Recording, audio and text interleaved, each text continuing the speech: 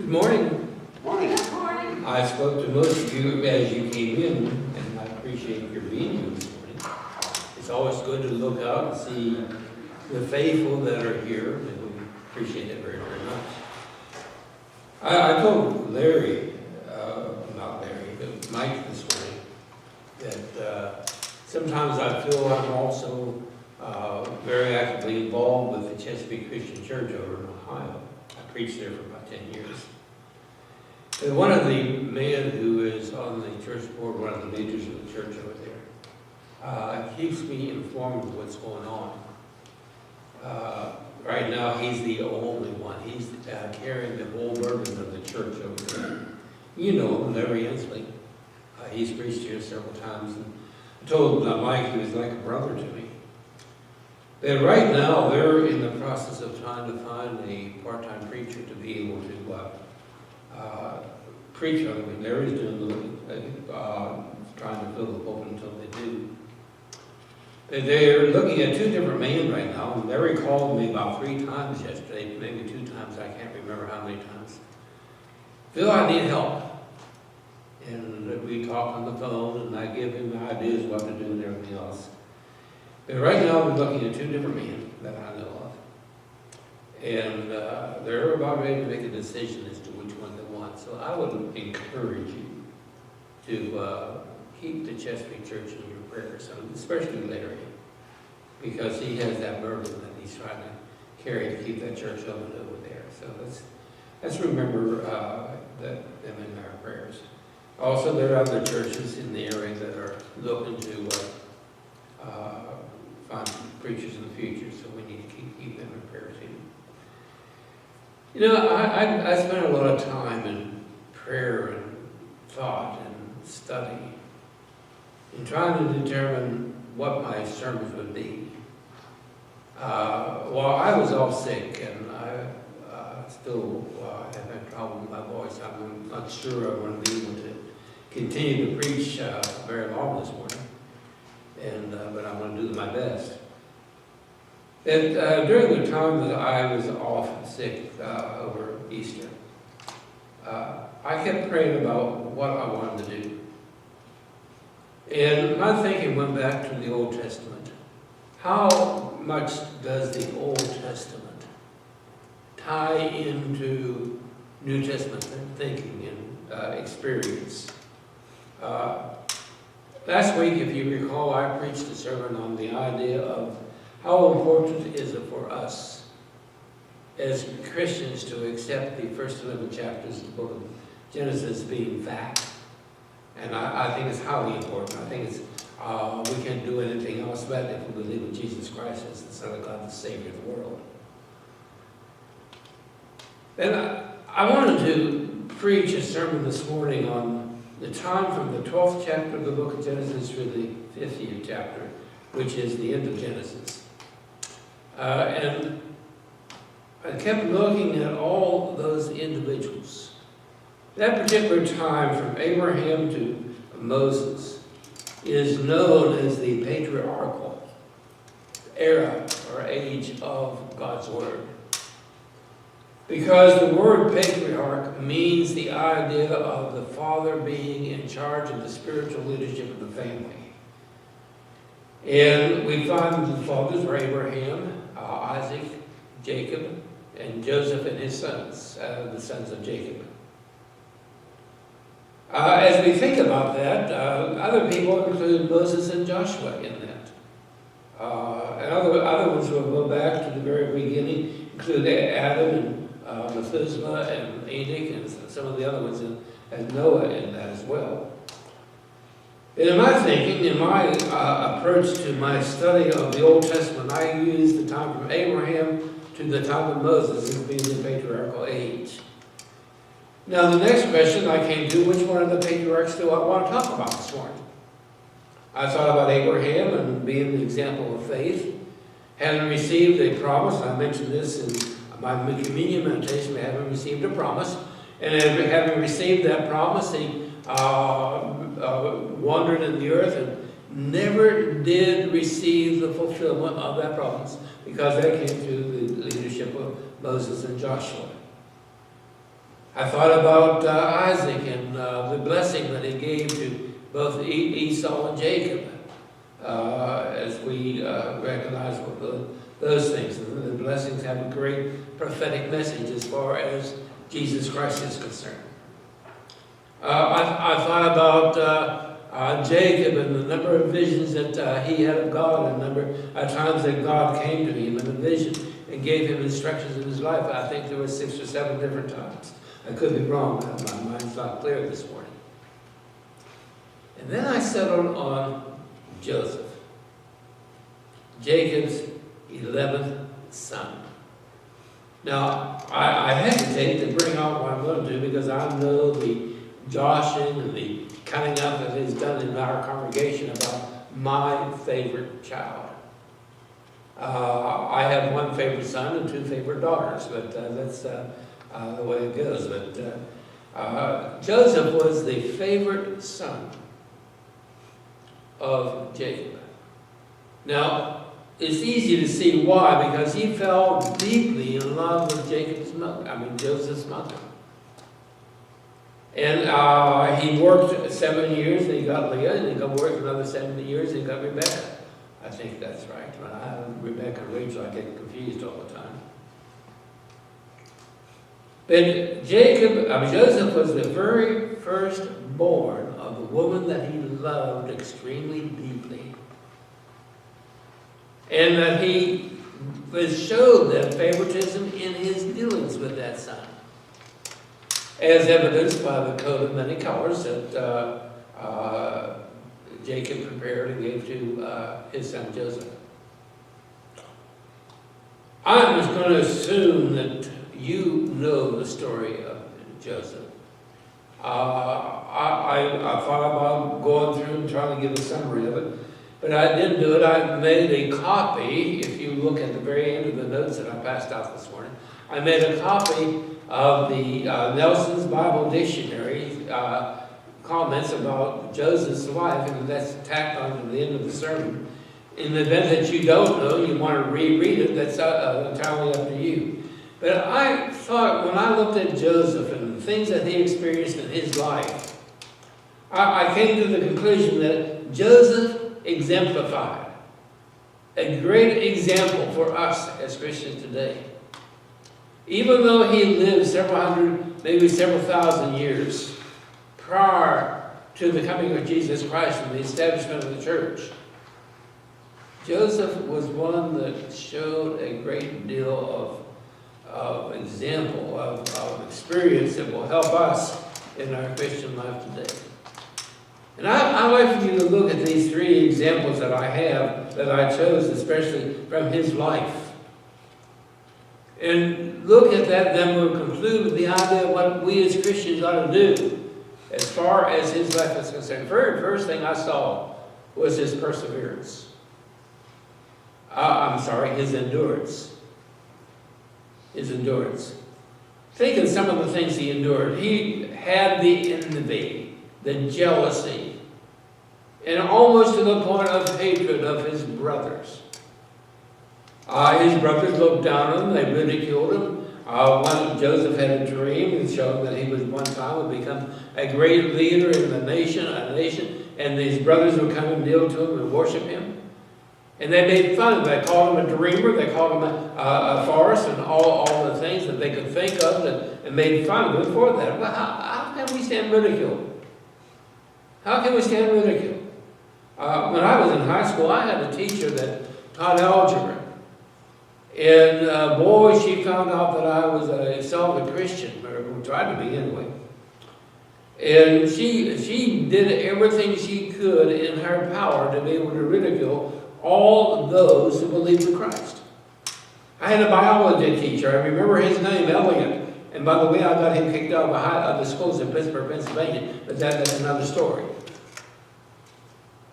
But Elliot, and he taught biology, and boy, his emphasis on biology was nothing but evolution.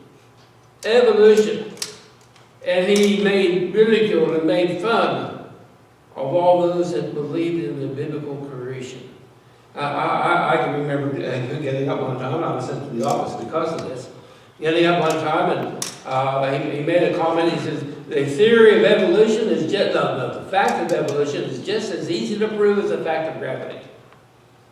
I raised my hand, he looked at me and said, yes, Mr. Faust, and just by that tone of voice.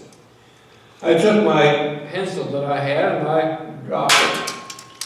And I said, I just proved gravity, now you prove evolution. I got sent to the office for that. And praise God for it. Ridicule, that's hard to stand. And by the way, if you watch television, the Christians stand against the immorality of the day. The Christians stand, they believe in that Christ is the only way. Is under deeply ridiculed by the writers of television episodes, the serials and the programs on television. And you even watch the news report, and you're going to find it distressing anti-Christian thought. Another thing that they did, when Joseph went to check on his brothers who were out, that were shepherds and out taking care of the flocks, he went to, before his father asked him to go and find out what was going on. Joseph went and searched out his brothers, and when he started to come, they saw his many coat of many colors, and they were going to kill him. And somebody suggested to throw him into a pit, and after they threw him, took his coat off, threw him in the pit, they put the coat in some blood, animal blood, and took it back, and then Joseph was destroyed by an animal. Can you imagine what his thinking was, Joseph's thinking was when he was in that pit? Big cistern, he could not get out. How am I going to get out of here? I would imagine he was singing the song, If I Had the Wings of an Angel, but that's entirely different. But just think of what he endured in his life. He was sold into slavery. He was sold into slavery. A caravan going down to Egypt, they sold him to him, and they went down and sold him to Potiphar. And even in slavery, while he was there in Potiphar's house, he was privileged to given the responsibility. He must have been a likable person. He was falsely accused by Potiphar's wife and cast into prison. But while he was in prison, he was forgotten about. He was just forgotten about.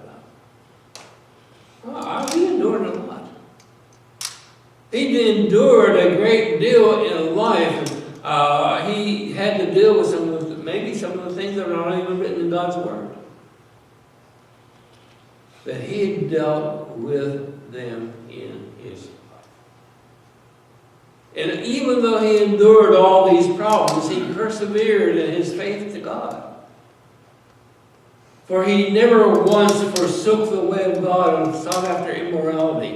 When Potiphar tried to seduce him and get him to do things, he said, I can't do it. You're married, and I will not offend my God that way. He persevered in his faith, even when he was in prison. He did the things that God did. He was raised to have a place of honor as a prisoner in that prison he was in. As you consider, look at him and watch him. Two of Pharaoh's household or family or servants were sent to prison, the butler and the baker. They had dreams, and they came to Joesph, and Joesph interpreted the dreams. He gave God credit for the interpretation of those dreams. When Pharaoh had the dream about the famine that was to come, he learned of Joesph, and he called Joesph from prison. And when Joesph came to Pharaoh, he still gave God credit for the interpretation of the dreams. Joesph never wavered, according to the scriptures, never wavered from his relationship to God and his willingness to serve God. He persevered. In that, through his perseverance, he was able to save the nation of Egypt from the great famine that came. Not only did he save the nation from the famine, but he also saved the nations around him, because everybody came and bought the grain that Joseph had stored during the season of plenty. And most importantly, he saved his family from that family. I like to think of what happened in Joseph's life, compare it with a few of the scriptures. First of all, Philippians, the 4th chapter, the 11th verse. I'm going to reverse these two scriptures. He says, not that Paul writes, it says to the church of Philippi, and he says, not that I speak in want, or expect in want. For I have learned in whatsoever state I am, therewith to be content. I like that. Joseph was happy in the prison, even though I'm sure he wanted to get out. He was content with serving God wherever he was, no matter what happened. And the 8th other verse, Romans 8:28, which I think we hear a lot of times and it's misquoted. And we know that all things work together for good to them that love God, to them that are called according to his purpose. That does not say that only good things are going to happen to us. What that does say is when bad things happen, God can work them to our good. Use them for our good. The last thing, which I think is highly important, Joseph forgave. Joseph forgave. I'm going to just read this. If you recall, Jacob sent down 10 of his sons to Egypt to buy grain, because they heard there was money in grain down in Egypt. Joseph recognized them, but they did not recognize Joseph. It is, they were there. Joseph tested them to make sure that they knew what was going to find out where they stood in various things. And they went back there, and they bought the grain, and they were going back. Joseph had their money put back in the grain. And they were showed what was wrong. They found the money in the grain, and they were brought back to face Joseph. And Joseph made Simeon stay and sent back the other brothers to bring back Benjamin to them. After all that grain was gone and they needed more money, more grain, they gathered up the money and went back. This time they took Benjamin with them. And as they were there, they sent them back, and they put a silver chalice in one of the bags, and that was found. And they were brought back to Joseph. And it was during this time that the 45th chapter of the book of Genesis, begin with the verse 4. I want you to hear this to what the Bible says. I think it's important. And Joseph said unto his brothers, come near to me, I pray you. And they came near, and he said, I am Joseph, your brother, whom you sold into Egypt. Now therefore be not grieved, nor angry with yourselves, that you sold me hither. For God did send me before you to preserve life. For these 2 years hath the famine been in the land, and yet there are 5 years in which there shall neither be earing nor harvest. And God sent me before you to preserve you in prosperity in the earth, and to save your lives by a great deliverance. So now it was not you that sent me hither, but God. And he made me a father to Pharaoh, and lord of all his house, and a ruler throughout all the land of Egypt. Haste ye now and go to my father, and say unto him, He saith, thus saith thy son Joseph, God made me Lord of all Egypt. Come down unto me and tarry not. Remember that Joseph was occupying the number 2 position in all of Egypt. Notice his forgiveness. I don't hold a grudge. I'm not angry with you, but I know that God sent me here to save my brothers and family.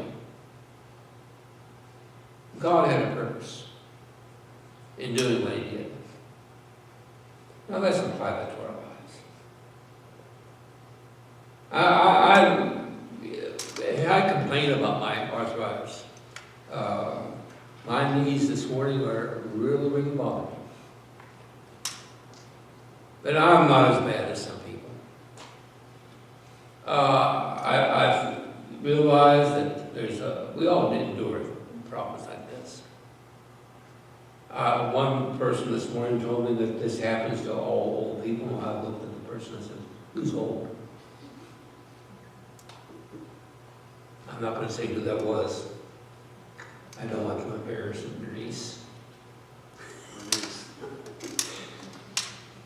But yet, when you think about it, we all endure problems. Oh, we might come up short. Steve is right now looking at high medical bills that are going to come in and wondering how he's going to pay them. We might have to sell everything we have in order to be able to pay his medical bills. Who's complaining? I'm not. He's not. To be honest with you, I'm thankful he's still here. We all have problems. Are we willing to endure those problems and persevere in them, that God's grace may be seen through us? They did through Joseph. Are we willing to accept those things and deal with them, to be contented in the state that I am in order to be able to glorify God and His Son Jesus Christ? Many years ago, I was still a student in Kentucky Christian College at the time. It's now University. But I was preaching in a small coal mining town up in Estelle, West Virginia. I probably remember the name.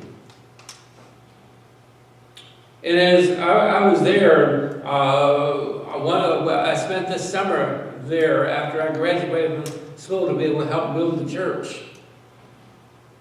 And I was walking through town, and I was knocking on the doors, talking to people, and as I was coming back to the house, or the parsonage which they had, I had a woman look at me and says, you know what? And she was kind of cranky. She says, I'll never go to a church where you preach.